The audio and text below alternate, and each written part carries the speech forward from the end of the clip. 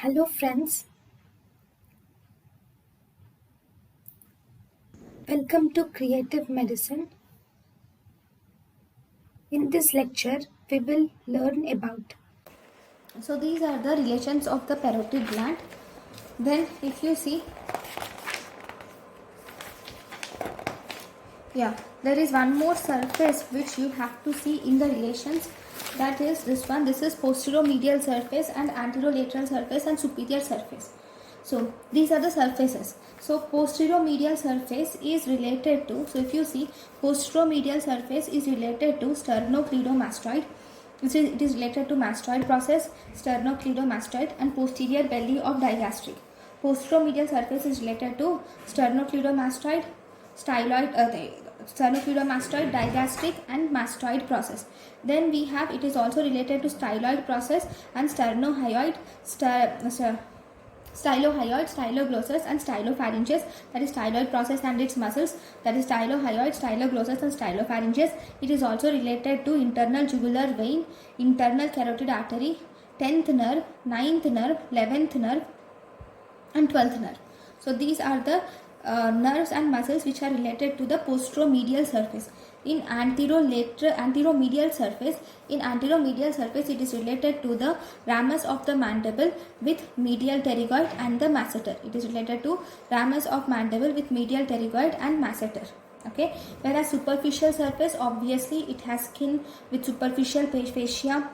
In the superficial fascia there will be platysma, superficial parotid glands, and anterior branches of greater auricular nerve will be present.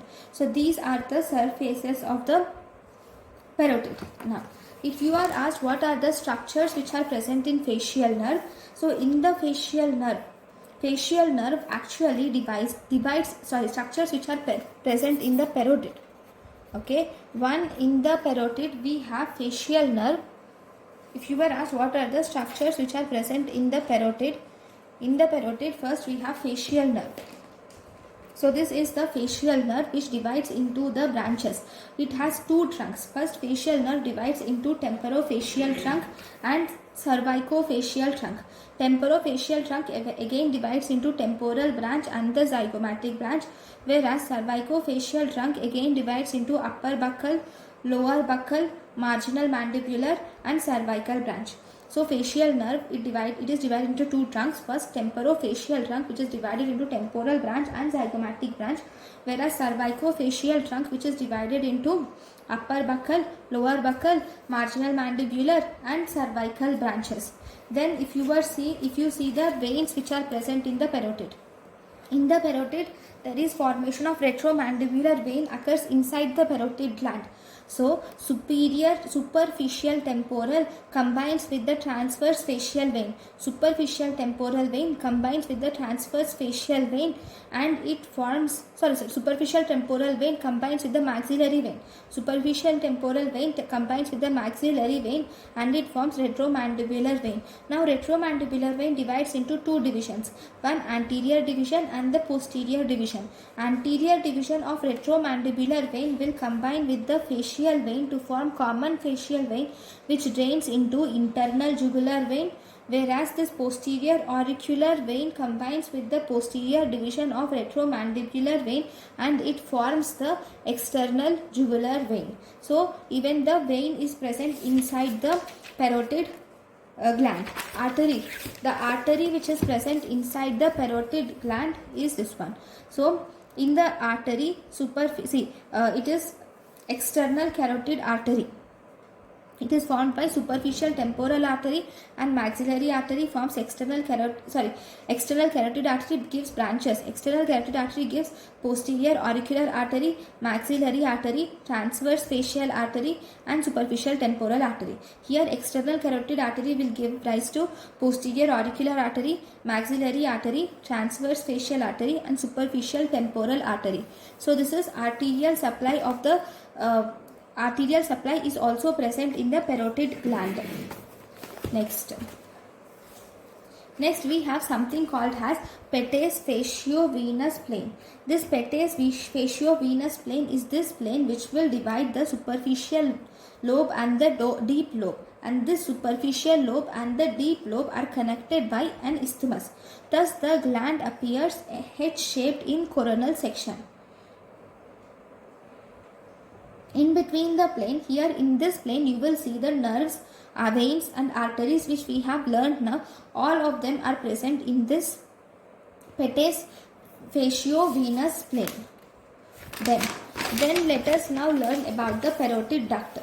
So this is the picture for parotid duct. This is the parotid gland. This is the parotid duct which is emerging from the middle of the anterior border of the gland. This is the anterior border of the gland. It emerges from the middle of anterior border of the gland and then it moves forwards. And then it goes between the masseter. It goes between the masseter and then it will make a turn, inwards turn 90 degrees. It will turn 90 degrees and then it will pierce the buccal pad of fat. It will pierce the buccopharyngeal fascia and then it will pierce the buccinator. After piercing the buccinator, it makes one more 90 degrees angle, second bend, and then it is opens into the vestibule of the mouth at the second molar tooth. So this is the course of parotid duct or Stenson's duct, which opens at the crown of second molar tooth. Then, so if you wanted to know the surface anatomy of the parotid duct, surface anatomy, it is divided as first middle 1/3.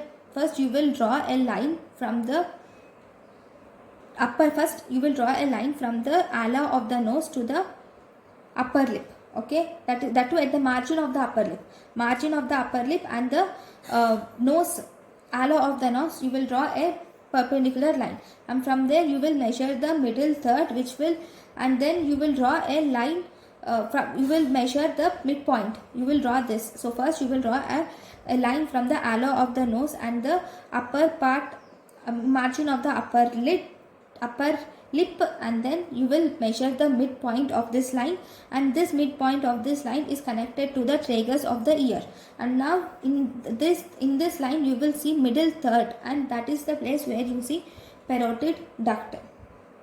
Okay, so this is the surface anatomy of parotid duct.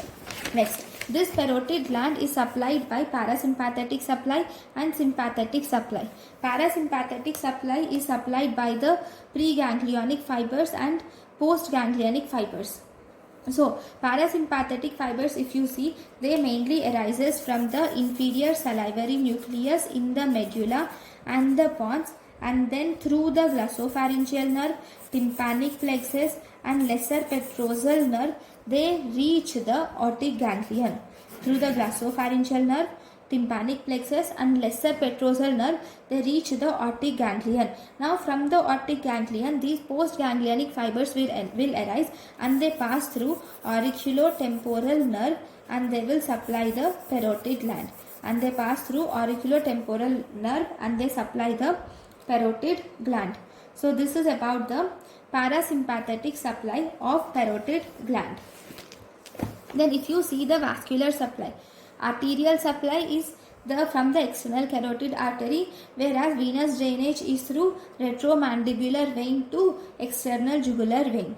Then if you see the lymphatic drainage, in the lymphatic drainage you use superficial parotid lymph nodes in the superficial fascia over the gland, and then from there it goes to the deep nodes to deep part of the parotid gland. So this is the lymphatic drainage of parotid gland. Thank you for watching. Thank you, and thank you for watching.